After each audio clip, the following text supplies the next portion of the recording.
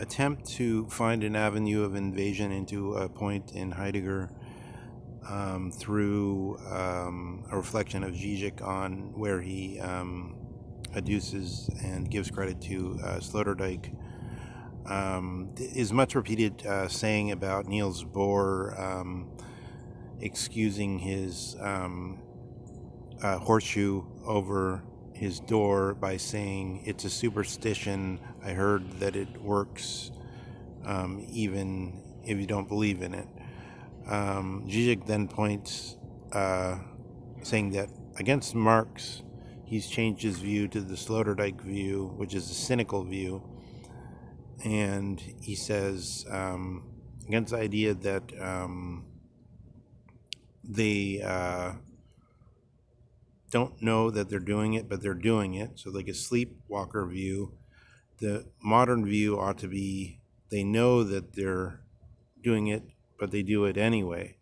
So it's supposed to be active cynicism. For instance, in the case of treating money as something magical that takes one outside of the world. So here, when you look at some particular example of this, so for instance, the example already given with the horseshoe, you can see actually there's another reading of it. The horseshoe is there for us, and maybe we like the idea of the horseshoe. Maybe we like the idea that we have this invincible power against all things that are merely extrinsic to the core of the human being, or however we want to state it. And the horseshoe, maybe the horseshoe really works. How do we know? Now, if we're really serious about our belief in the so-called atheism or the materialism, then we have to be right on this sort of pinball game tilt where the ball might fall one way or the other way, win or lose all the time, like Kierkegaard said with regard to faith. And then maybe we can really impress in ourselves there is some reason to doubt that the horseshoe actually doesn't work. Maybe it works in our whole, it just happens that we think of the last age as being idiotic and this age as being right, but maybe we're judging the last age by our own standard, and even worse, we're judging ourselves by our own standard.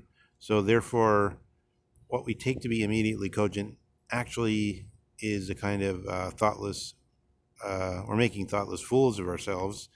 And then we can convince ourselves that that there's really blood in that horseshoe. There's blood in our dreams, so-called dreams, but we can no longer distinguish. So remember, and Heidegger says the beings are there just as much in our dreams as in the day. So we have to collapse total faith in visions that are that cogent if we're to entertain this thinking. Maybe we don't want to. Maybe it's we consider it to be the foolish, maybe not thoughtless foolishness, but maybe the road into the trammer's road. That's for the dreamers. But here, I think there's just, let's say, one part in 1,000 that makes all the difference between the notion that this is a cynical view. I know very well that I'm participating in this dream world of capital, and that it doesn't really, in that the all its claims are actually corrupt and bullshit.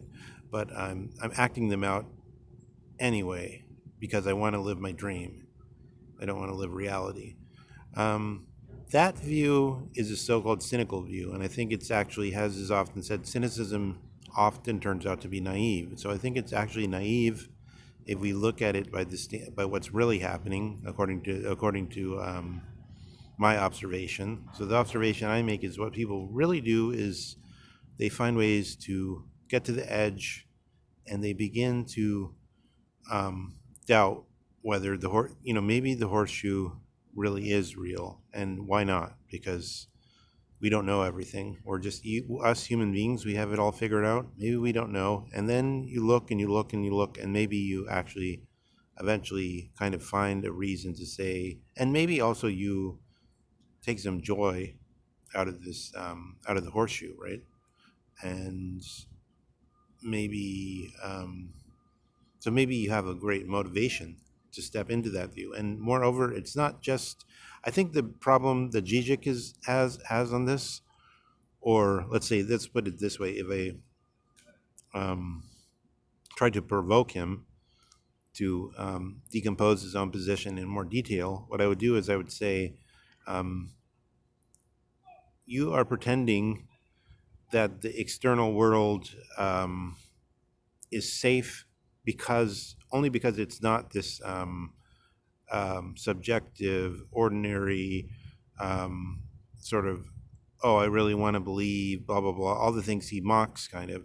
You're pretending it's not that, but as soon as you look at the madman, like Nietzsche says, conviction is no sign that we're right about something, just a casual stroll through the madhouse will prove that. As soon as you look at yourself from outside as the potential madman, then you see that that's not so, because the belief will be real, and you'll be, that will be your exterior world. So it's a denial of the simple self-reflection implied there, that causes one to believe one is cynical when one is merely naive. One doesn't see what's really happening. Is there somehow, so say in the sense of the, let's try to get this closer to what Heidegger's looking at here. With the horseshoe, that horseshoe is available to us. It's like usia, property, some land. There's land available over here. There's substance, hypokumenon. We still have, even today in the current language, echoes of the old usage, because we can still speak of a man of substance, where substance has this double meaning of character, but also of property. So substance, hypokumenon, ousia, they link back to the sense of something readily available for something, which could mean an estate, a plantation, something owned by somebody. It could mean a countryside available, owned by somebody. But this sense of something available, present, and then this assignment of presence to a generic communal time is what Heidegger's criticizing, and he sees Descartes uncritically picking this up in his Sum. The I am is really this. What is Descartes really describing? He's saying consciousness has an object for it present. So say so a magnolia tree in blossom with purple blossoms. That's present to the bare consciousness, to the Husserl has problems with this. So this is really why Heidegger's criticizing Husserl, is because he's saying Husserl has still taken on this problem, which isn't just in Descartes, but Descartes has picked it up and made it famous again, as it were.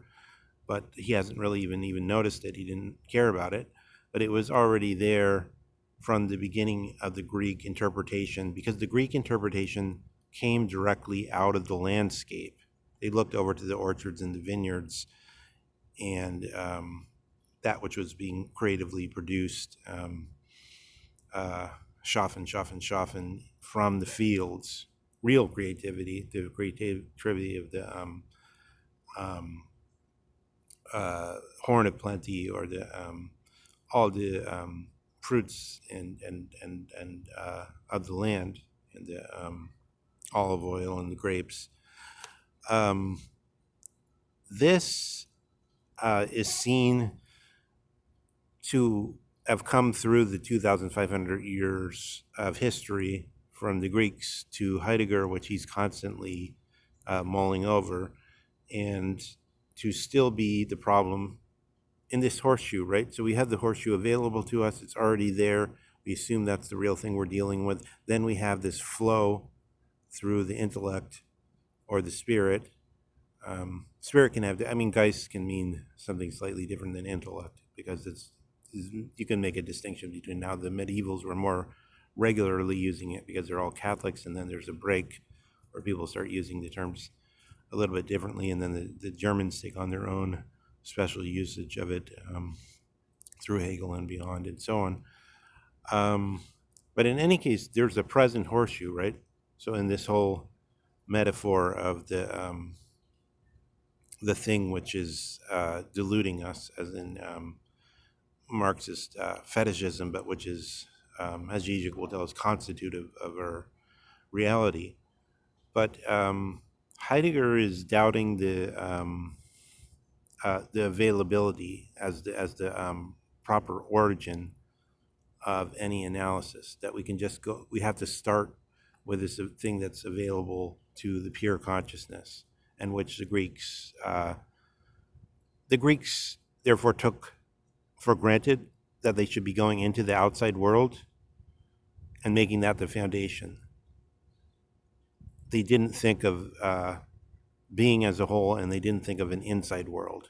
They took for granted the location which they founded the whole tradition on. That's the basic thing that's being stated. That's Heidegger is criticizing in the tradition when he tries to free himself up from being captivated by the same motion. This is sort of a figure eight motion between intellect and intellect, which would, I guess, in this Lacanian thing, it would be more like this mediation of our dreams, or of, I guess, the symbolic between us and that horseshoe, and then various interpretations of whether we're aware that we're playing that game or not. So in this sense, we're getting a little bit closer to something where we can see where two traditions are diverging, and one is claiming to be more basic and better founded, and viewing the other one as sort of locked into a position which, although it might be pursued in an exemplary way, but ultimately not be the best starting point.